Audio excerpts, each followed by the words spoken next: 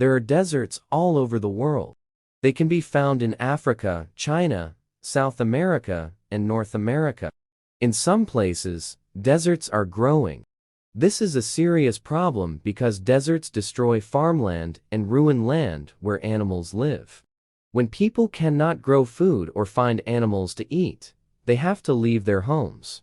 Sometimes, nature can cause deserts to spread. Wind can move sand away from deserts and onto useful land. When there is no rain for a long time, plants die and deserts grow. However, humans can also cause deserts to grow.